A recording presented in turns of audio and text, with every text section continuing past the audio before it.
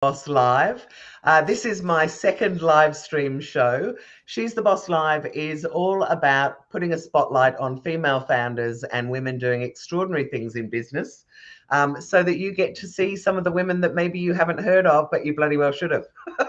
So today, my guest, and I'm very excited to have her on the show, is Jo Stanley. And Jo, actually, I was going to introduce you, but how about you introduce yourself and tell everybody what it is that you do before we go any Sure. further? Sure. My name is Jo Stanley, and I am the founder of Broad Radio, Radio for Women by Women. I did, yes, woo. I did spend 20 years working in radio and the media, TV as well, and I write a column, and I have a lot of very busy fingers in many different media pies, but radio is my first love, and having had a really successful career in radio, decided that I wanted to have some impact on the two things that I'm really passionate about, one being elevating women's voices and the other being radio. So I've brought them together with this very first offering of Radio for Women by Women. Okay, so what was it that made you decide to do it? What was there something that kind of tipped you over and you went, you know what, I'm gonna do something about it now? Well, it's interesting, Jules. I quote a statistic, which is of the voices we hear on radio, only 27% are female, right? Yeah. And I quote that statistic often because it's one of the foundations of why we're doing what we're doing.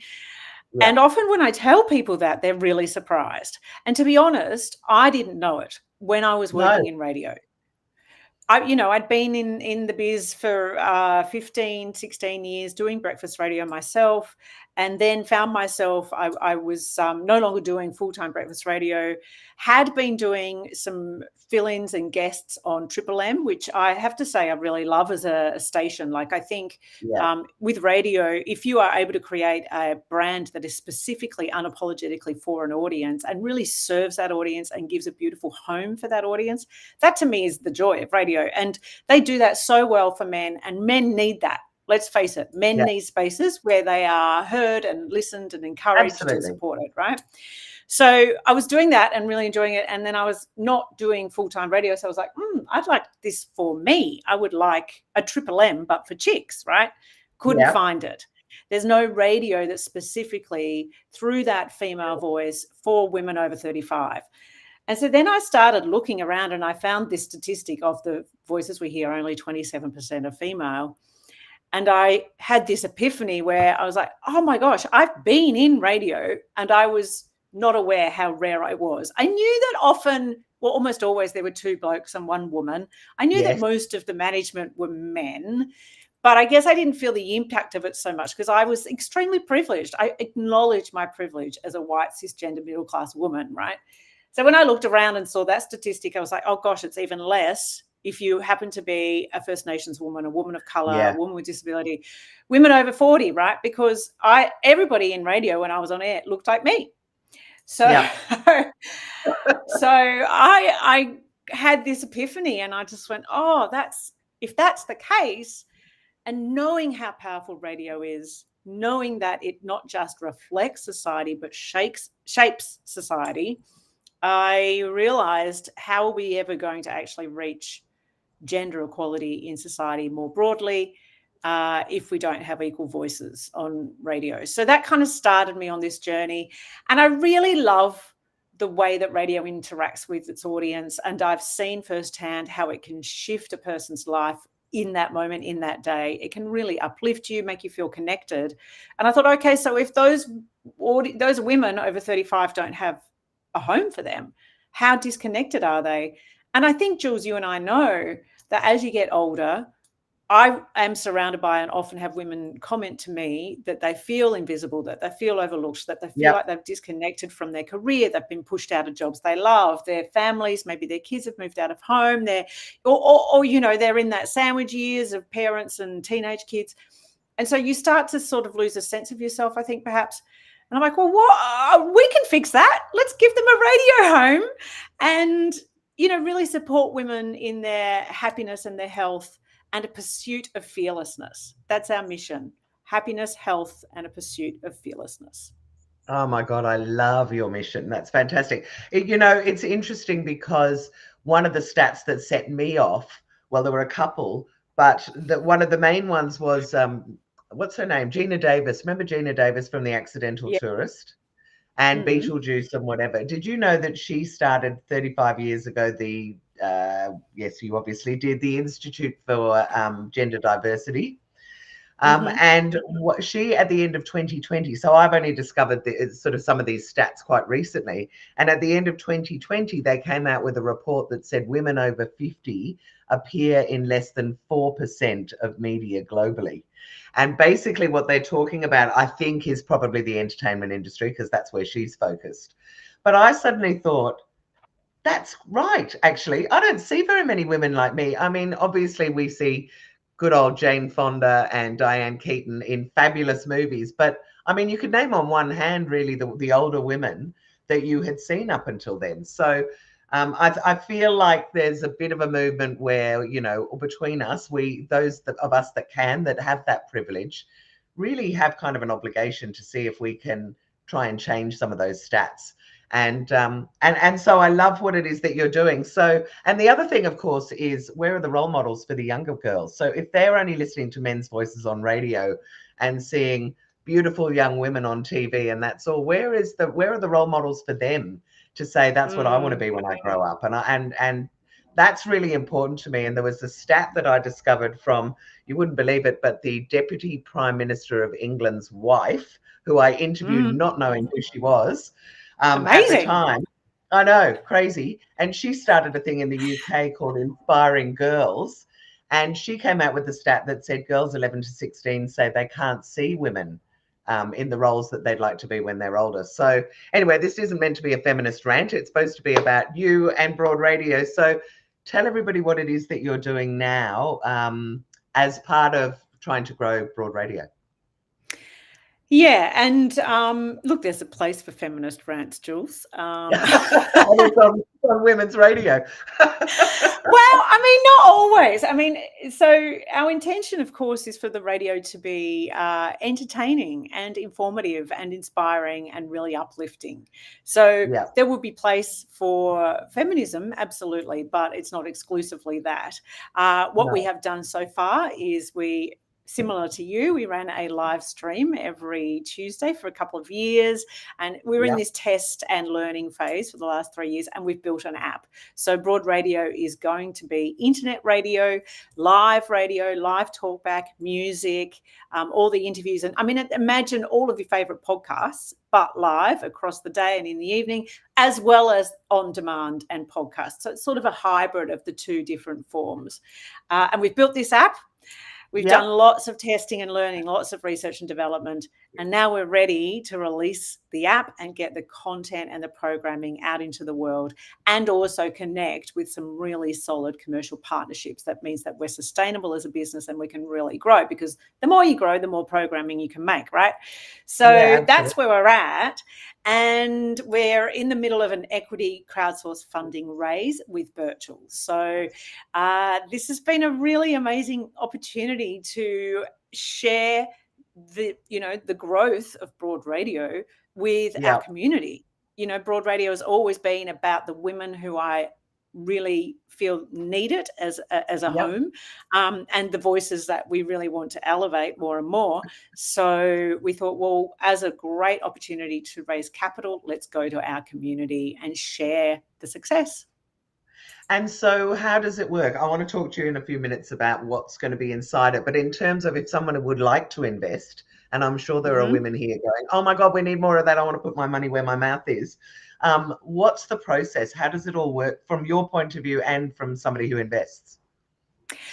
Well, yeah, I mean, I'm really keen when the time is right to share the crowdfunding process, because I think it is a really great option for women. And you and I were talking about, percentages before we started. And certainly, the VC world is pretty tricky to break into for a woman, whereas equity crowd fundraising is a very good option. So I'm happy to speak about that. But from the point of view of someone who may be wanting to invest, the best thing is to go to birchall.com and find Broad Radio there. And you have what you express interest. So you register your expression of interest as, you know, sort of a general range of what you might like to invest. It's not a commitment at all. And then next Tuesday, we close the expression of interest, and everybody who is registered, they get first dibs on the shares. And so that's for 2 days, and then it opens up to the public. So when we open our offer, we'll have an offer document ready with all of the details around the valuation of the company, what the shares are worth. And then, you know, we can go from there. But in the meantime, we're having a Q&A webinar at 12:30 today on the Birchall website, as well as you can email me anytime and ask me any questions that you might have. I'm very available and really keen to hear from the people who are interested in us as to what is it that you find interesting, what would help you in this process. And, because we would be becoming business partners, right? So I'm keen to speak with people. Yeah, no, I think that's great. And I also think that from a business point of view and for women, it's that any kind of crowdfunding is great marketing, because you are actually out being able to go out and tell people what you're doing, and then, you know, and hopefully build a bit of a following. So how much are you trying to raise, Jo? Well, we don't actually set a number at this point. The whole purpose of the expression of interest is to really understand literally what the interest is. And we work out from our budgets and our projections and our roadmap exactly, okay, what's our minimum going to be and what's our maximum going to be, based on evaluation that we set, based on how much dilution we're wanting to sort of achieve in this round. So that amount will be set when the offer is open. Next week. Okay, so Birchall, just for anyone who's listening, is BIRCHAL, and it's .com.au, I think, isn't it? The website? Just .com. Birchall.com. So birchall.com, equity crowdfunding. Go and have a look, because in this instance, you're not going to get a T-shirt. You're going to get a slice of the pie, part of the equity in this company, which is, of course, something that I would like to think a lot of women want to support. Now, I just want to go back to you talking about the app. So I know Broad Radio was a show every week, I think. It wasn't a full day. Are you planning to do 24/7 kind of coverage fairly fast, or will it start as a show and then start growing up from there? Or are you bringing other women's shows into it? What's the plan, Stan? Yeah. Oh my God, that's what my family say to me. Oh God, I didn't think about that. Sorry. I love it. So yeah, our intention is to grow deliberately and responsibly. So obviously programming costs money, and it's important to us that we get that perfect balance between creating programming and also growing our audience. One feeds into the other, obviously, and both are critical to then growing the commercial partnerships. But at the same time, we are really lean in the way we work, as most businesses, small businesses are. And so it's really important to us that we are able to flex according to what resources we have available to us. So initially, it's not going to be, we're not launching with 24/7 programming. That just would not be possible. So we're growing according to what resources that we have available to us. Most definitely, audience partnerships is really important to us. Working with people who already have fantastic content, who already have an audience. That's in the podcast space, as well as perhaps in the live space. We're definitely open to that. It's really just about understanding how it slots into our content strategy and all the different sorts of, the great thing about Broad Radio, it's broad coverage of all the different kinds of content that you can cover, well, hilariously, people say we're a niche audience. 51% of the population not niche, but people say we're a niche audience, but that's one of the basic principles of radio, that you have a really specific targeted audience with broad content. So you never run out of what you might talk about, and it really covers all the broad spectrum, broad again, of all the different experiences of us and the world. in really, really fun, inspiring, smart ways. Love it. You're very good at explaining it all. Now, if it's just going to be available on an app, and this is just pure curiosity from my point of view, would it then go on digital radio as well? Is that do you have to pay for licenses and things with digital radio, or can you just create something and say, right, we're plopping it on this wavelength? Yes, so DAB Plus is a licensed signal, so Right. I would need to lease the DAB Plus signal for that, which I have investigated. At this point, it's not within our budget, which is why we're streaming radio. So it's online internet radio streamed via our app.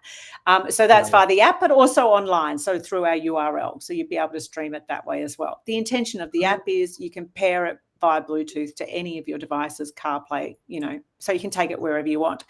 Down the track, as we evolve and as our, profits allow, we'll be investigating all the different, really cutting edge technology that is evolving around delivering audio. Yeah. And this is, Jules, this is as you are doing right now with your streaming, the world has exploded as far as how we can get audio, video, any kind of content to our audience in ways that are really interesting. And that's just beginning. I mean, digital is going through the roof. Online audio has, just grown exponentially over the last 2 years, led very much by the big guys, the SEAs and the Listener and Nova and all of them. They're all doing it, right? So they have led this charge.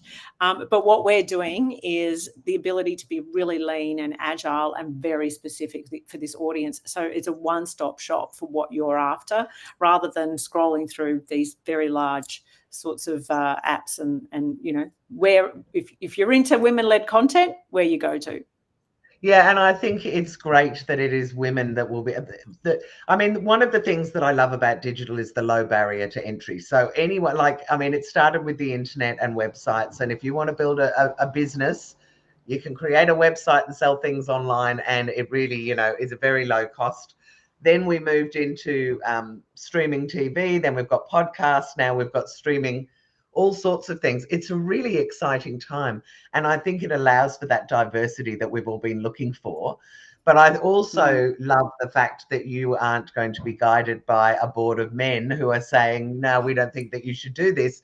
You know what it is that women want to listen to, and you are now able to dictate that and sort of make that happen, which is, I think, really exciting. I just also have to say, sorry that I'm doing this. I know I'm in Australia. A fly has managed to come in. It keeps on landing on my nose.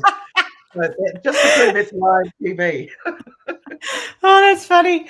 But you're right, Jules. The thing of it is, it's about decentralization, right? It's about spreading control. And let's think about even the internet and what Web3 represents. Now, I am no expert on Web3. Absolutely not. It's something I'm very keen on.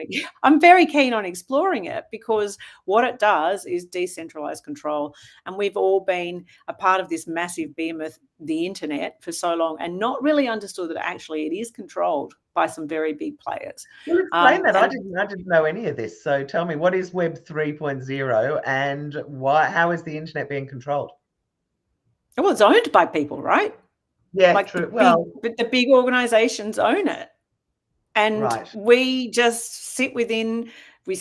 I mean, even you think about the search engines that we go to now. Yeah. I mean, Google. I mean, what actually are we being fed? It's not. When you do a search, I find less and less I'm actually finding the things I'm after, because it's all sponsored, it's all advertised. Sorry, my earpiece just fell out. That's all right.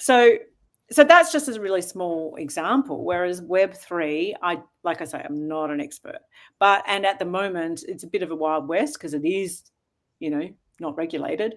But down the track, that's its intention, that it is decentralized.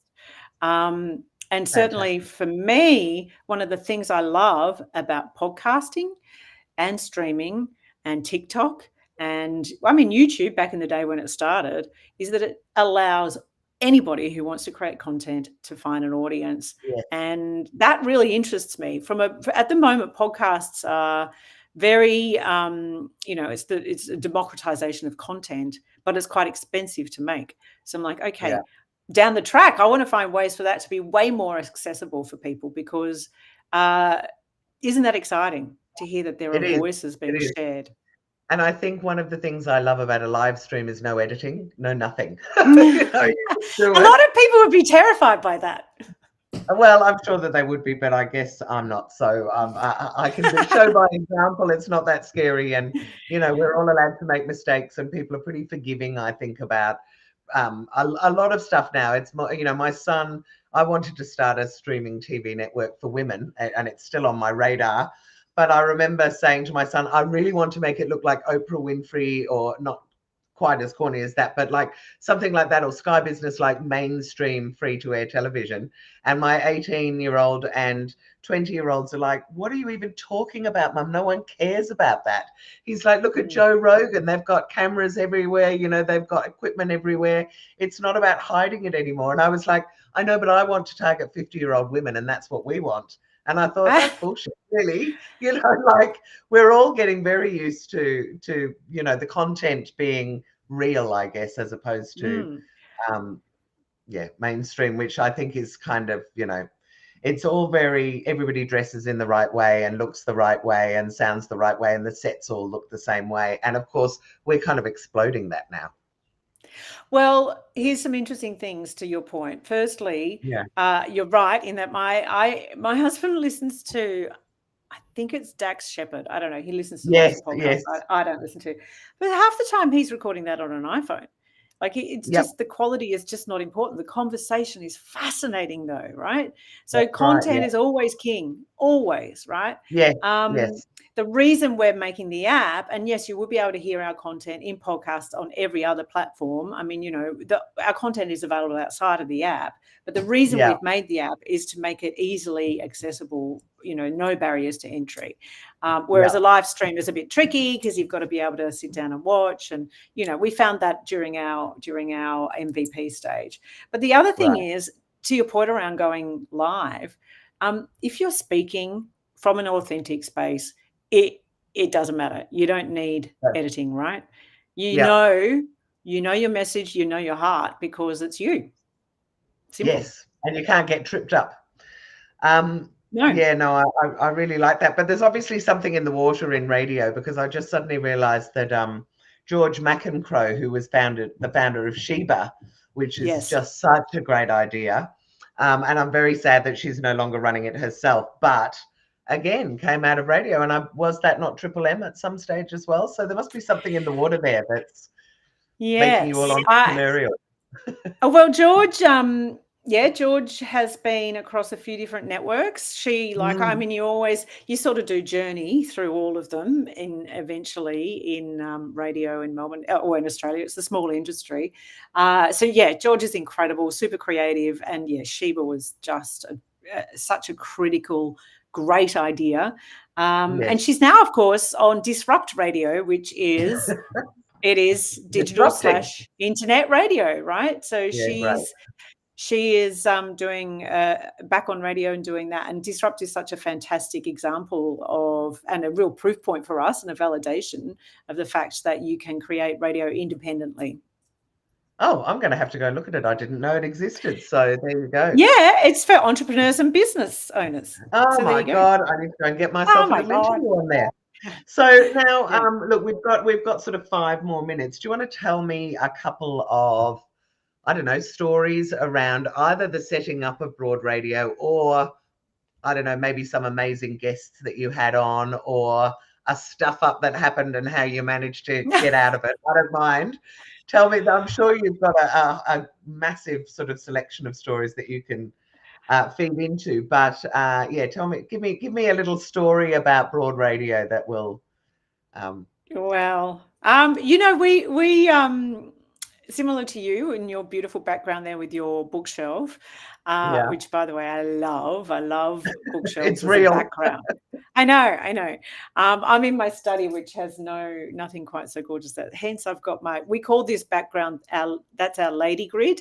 So it was one of our first piece of branding that we put together, just to sort of try and capture our diversity a little bit.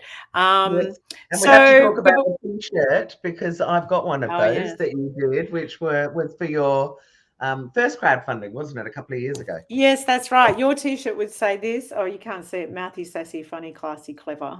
That's what your T-shirt would say. That is what my Yes. T-shirt. I was so Yeah. excited, and I put it in the wash with something that changed the colour of it in the first wash. Oh, no. Oh, unfortunately, I haven't got Now any more. pale Otherwise, I grey. would send you one. No. But we started similar to you in our own home, and in actually fact, it was during lockdown, and so we turned my daughter's toy room into a studio, much to her distress. She wasn't ready to let go of the toy room, and we have kept one little My Little Pony as a souvenir as we've gone through from studio space to studio space. We so that's been kind of an adventure, and we had our own studio space for a while. We've now we're in between studios at the moment until we find something more fit for purpose. But our very first episode featured Shayna Blaze, who and actually, Shayna Blaze. And she's from The Block, isn't she?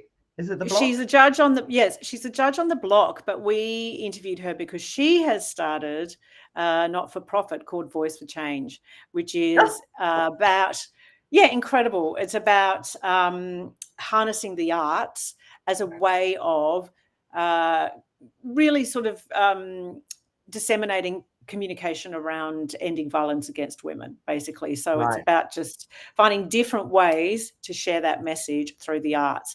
And Voice for Change is it's an incredible organization. And that was 3 years ago. And she has gone from strength to strength on that particular project of hers. Wow. And we have had the most extraordinary guests. I feel as though perhaps it's because I've got a profile and I've worked in radio for a long time and I know a lot of people. But a lot of the times we approached people to be on the show, men and women, who are just bringing exactly, the interesting conversation we were after that day, whether it was comedy or music or, the science, finance, whatever, the news, sport, whatever was happening in the world. We've had incredible guests from Kathy Lett through to Virginia Gay, through to, I could name celebrities, but honestly, I also love the women who are bringing stories of their lives and how they have their own purpose and they're living their purpose, which is the whole point of Broad Radio, that we're a nexus between the elevated voices of women that we don't hear, an audience who are missing those stories, but also the organizations who are looking for a platform in whatever way, whether it be just an interview, whether it may be an ongoing show, and it could be any kind of organization, from government through to, our favorite brands, whether it's beauty, whether it's health, or, anything. It's all there on the one app. So, and there you go. There you've absolutely encapsulated it right at the end of the show. That is the whole point of it, is that we can talk about anything, and nobody is saying you can only talk about these things. So no, it's not. It's not all periods and menopause. No, it's not. Yeah. Not just periods. Don't even get me started on that one. And to the point of our lovely people who are making comments there, it is important to address current issues, and most definitely when we have a daily show, that's going to be very much a focus, current issues. And I agree with the third person down. Curated content is great. However, nothing beats the flow and adventure of live, which is, can I tell you, I have to explain that to people every now and then, because we all love podcasts so much. But actually 79% of Australians still listen to radio every week. So it's still radio thriving. is so powerful. It absolutely is. So you saying that reminded me that I can actually show some of the comments. So here we go.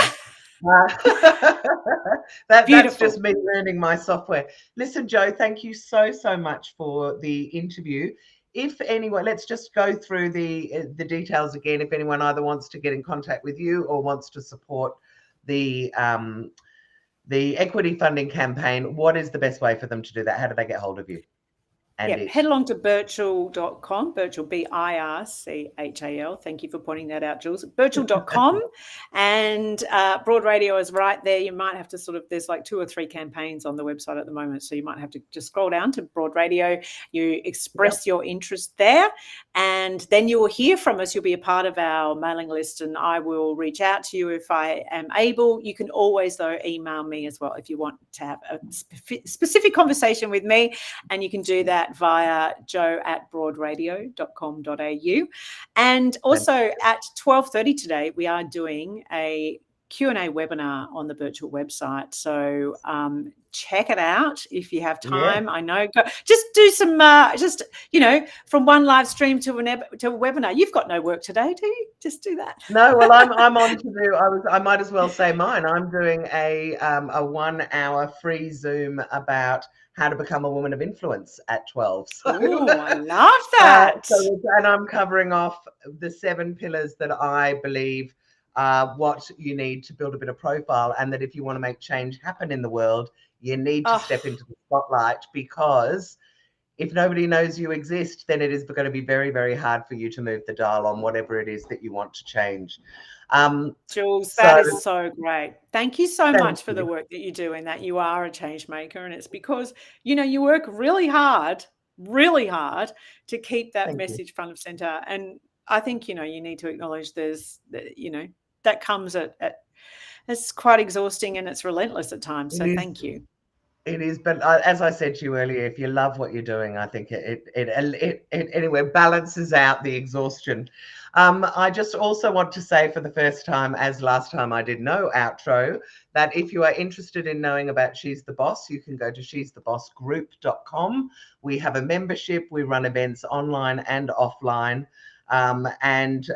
We're always looking for more members, and we're particularly focused on women running businesses who are over 45. You can also connect with me on LinkedIn, and no doubt if this is coming through your feed, then that'll be really easy. Or on the Facebook group, which is called She's the Boss Group, which is very active with very positive, fabulous women who are running their own businesses. As I said, I also teach how to become a woman of influence, and I recently started a group called Australian Women Speakers, because I think we need to see more women speakers on stage. So watch this space. I may even start another live stream show with women speakers, because I love it. But thank you so much, Joe, and I hope everyone's really enjoyed it. And I'll see you same time next week, 11:30 Melbourne time next week. Thank you. Thanks, Jules. Now I've got to work out how to turn this off. I don't know. All right.